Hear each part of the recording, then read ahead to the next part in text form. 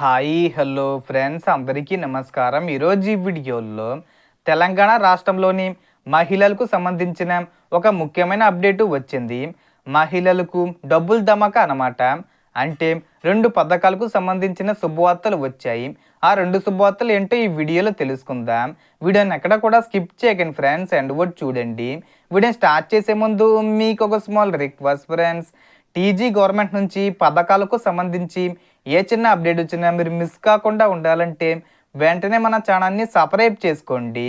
And subscribe చేసుకున్న వాళ్ళందరూ కూడా సబ్స్క్రైబ్ బటన్ పక్కన ఉన్న గంట సింబల్లో ఆల్ అని పెట్టుకోవడం మర్చిపోకండి ఫ్రెండ్స్. ఇలా పెట్టుకోవడం వల్ల నేను పెట్టే ప్రతి ఒక్క వీడియో మీరు నోటిఫికేషన్ రూపంలో పొందగలరు. అండ్ వీడియో మీకు నచ్చితే లైక్ చేయండి ఫ్రెండ్స్. సో ఏమాత్రం లేట్ చేయకుండా వీడియోలోకి వెళ్ళిపోద్దాం. సో ఇప్పటికే రాష్ట్ర ప్రభుత్వం ఇంద్రమ్మ ఇండ్లు, ఉచిత బస్సు ప్రయాణం, 200 యూనిట్ల వరకు ఉచిత విద్యుత్తు, 500 రూపాయల గ్యాస్ సిలిండరు వంటి పథకాలను అమలు చేస్తుంది. ఇప్పుడు మహిళల సంక్షేమానికి సంబంధించిన మరో 2 పథకాలపై కూడా చర్చ జరుగుతుంది. ప్రస్తుతం అందుబాటులో ఉన్న సమాచారం ప్రకారం మొదటగా ఒంటరి మహిళలు, వితంతు మహిళలు, దివ్యాంగ మహిళలకు కొత్త చేయుత పెన్షన్లకు సంబంధించిన దరఖాస్తులు స్వీకరిస్తున్నట్లు సమాచారం. అర్హులైన వారికి నెలకు 2016 రూపాయల పెన్షన్ అందించే ప్రతిపాదన ఉందని చెబుతున్నారు.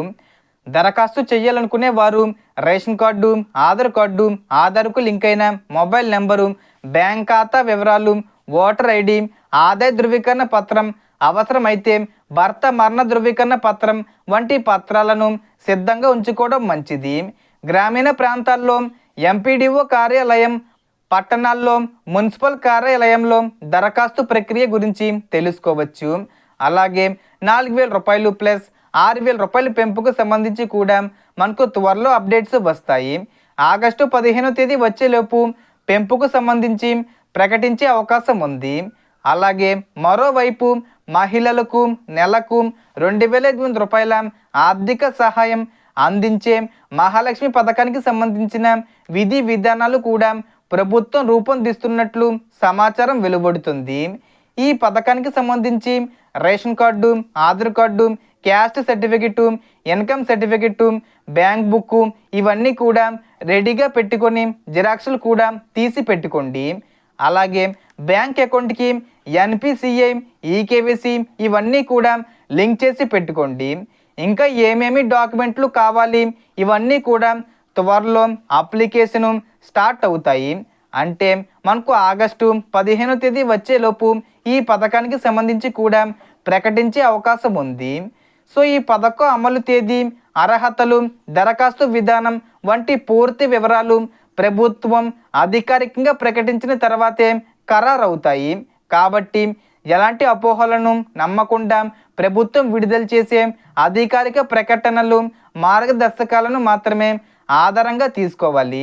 మీ వద్ద అవసరమైన పత్రాలు ముందుగానే సిద్ధంగా ఉంటే దరఖాస్తులు ప్రారంభమైనప్పుడు సులభంగా అప్లై చేసుకునే అవకాశం ఉంటుంది. రేషన్ కార్డు ఉన్న మహిళలు ముఖ్యంగా ఈ అప్డేట్స్ను గమనిస్తూ ఉండండి. ఎందుకంటే అధికారిక నిబంధనలు విడుదలైన తర్వాతే తుది అర్హతలు స్పష్టమవుతాయి. తాజా ప్రభుత్వ ప్రకటనలు వచ్చిన వెంటనే మీకు అందిస్తాను. కామెంట్లో మీరు ఏ జిల్లాకు చెందినవారో, అలాగే ఈ 2 పథకాలలో ఏ పథకం కోసం ఎక్కువగా ఎదురు చూస్తున్నారో తప్పకుండా తెలియజేయండి. అలాగే మీ కుటుంబంలో ఈ పథకాలకు అర్హులు ఎవరైనా ఉంటే రెడీ అని కామెంట్ చేయండి. సో టోటల్ ఇన్ఫర్మేషన్ ఇది ఫ్రెండ్స్. మీకు ఈ వీడియో నచ్చితే లైక్ చేయండి, షేర్ చేయండి అండ్ సబ్స్క్రైబ్ చేసుకోండి. Thanks for watching.